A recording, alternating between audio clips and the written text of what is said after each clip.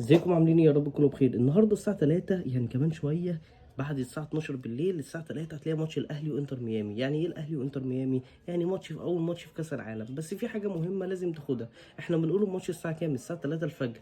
فالساعة 3 الفجر انت ما تنساش تصلي الفجر. صلاة الفجر بتبقى الساعة 4 و10 دقايق، يعني انت تخلص الشوط الأول وأول 5 دقايق من الشوط التاني، تتوكل على الله كده وتروح الجامع تصلي وتتوضى وتصلي وتدعي للنادي الأهلي وتدعي لي معاه، وبعد كده ترجع اخر ربع ساعه تتفرج على الاهلي وهو ان شاء الله بيكسب.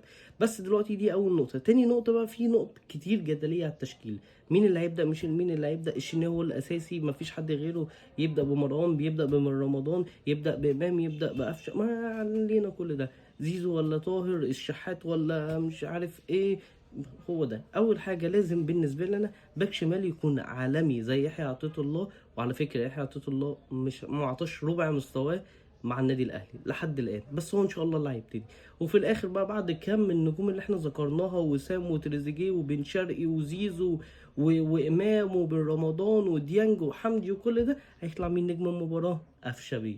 يبقى قفشه هيطلع نجم المباراه ان شاء الله ويجيب جون ويكسبنا. واهم حاجه ما تدوش انتر ميامي اكبر من حجمها، وان شاء الله ربنا هينصرنا.